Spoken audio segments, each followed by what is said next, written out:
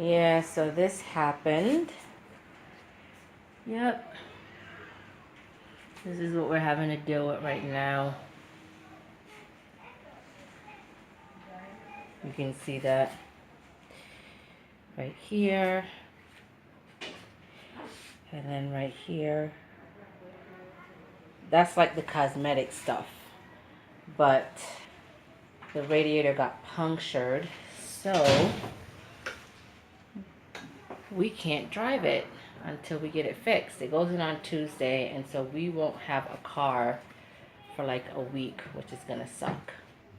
So I did that on Tuesday, and I was gonna have it fixed in a few weeks because I got 2 quotes from 2 mechanics. I was gonna have that fixed, but then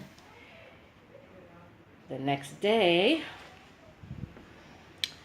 my husband got into a little fender bender, and like this side you can tell, but like looking at the car, you can't even tell it got into an accident.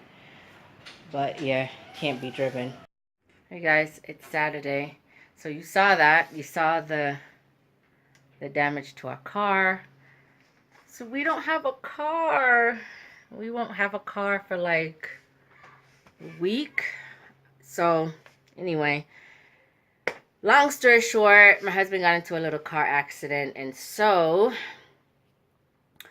cosmetically, as you saw, the car doesn't look that bad, but the radiator fuel thing got punctured, and obviously you can't drive the car without that, because I found out that that's the thing that cools down the engine. So the soonest that we got an appointment was for Tuesday, so we got to take the car in and have that fixed, and that's going to take about a week, give or take. So we haven't had a car since Thursday, and I've been lucky enough that I had my mother-in-law lend me her car a few times to bring the kids to school. I had to take them a couple times on bus, which kind of is not ideal, but it's doable. But it was a really, really stressful, long week. It's Saturday, so I'm about to take the kids to judo. It was just an off week. I scratched the car. I showed you that, the bumper, just minor scratches because I hit the side of our house coming in to park. I thought I had enough room going into the carport, and I didn't, and so I kind of rubbed against the wall a little bit. Minor damage. It was going to cost about $140 to fix, which I was going to do in a couple of weeks, just to get that over with, because when you have a new car, you want to keep it looking new for as long as possible. And when you have minor dings and minor scrapes and stuff like that, you kind of just get down and depressed. So that whole Tuesday, I was like in a funky mood. Like I was just like not happy.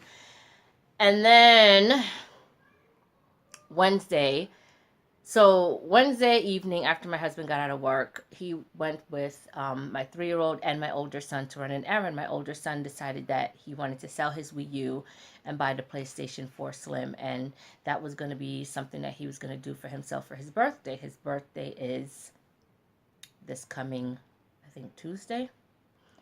And so they went to go do that, and it was on their way home, through all the excitement and everything, that the accident happened. So we will get the car fixed. Hopefully it will be just as good as it was when it was brand new, so I'm not worried about that. But the financial part of it is really kind of weighing on us. We don't know how much exactly this is going to cost us. We do have insurance, but we're not exactly sure if we have to pay more than the deductible because another driver was involved and it's my husband's fault and blah, blah, blah, blah, blah. So all of that has to be worked out.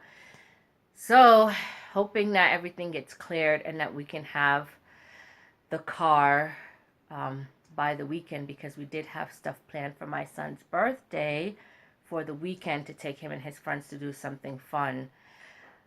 I'm hoping things work out. I just want this upcoming week to be over with and done with so we can get our car back and get back to our normal routine.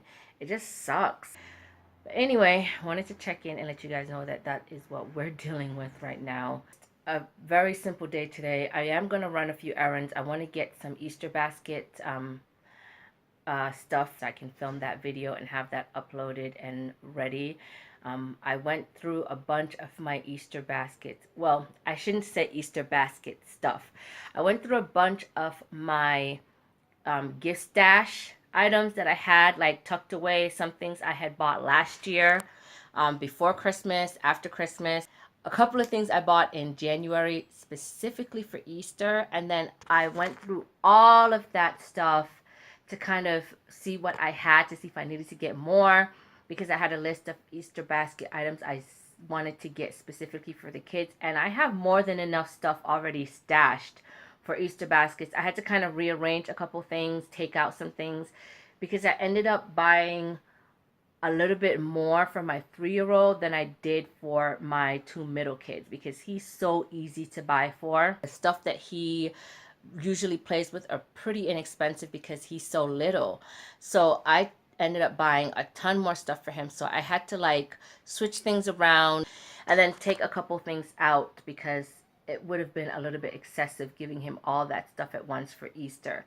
So I'm going to save a couple things for maybe his birthday or even for like stockings. Another good thing too about having all of that stuff stashed away and ready for, Easter is because I don't have to go out and spend extra money on Easter basket items. So I'm not going to go out and spend more money just to make sure that they have more stuff. I'm going to be giving them the stuff that we already have. It's like 9 or 10 items per basket that I have already stashed away that I've had for a few months. So I don't think it makes sense to go out and buy even more stuff to fill their baskets. It's just ridiculous. I do have to get a few things for my older son, but again, it's going to probably mostly be treats for him because he's not into like the trinkety toys because he's 17. So obviously, treats will work better for him. I think they're getting more than enough without me having to buy even more stuff. So I'll give you guys an update on what happened this past week. It's been a long week. Hopefully next week we'll be all set with the car and then we'll be back to our regularly scheduled lives.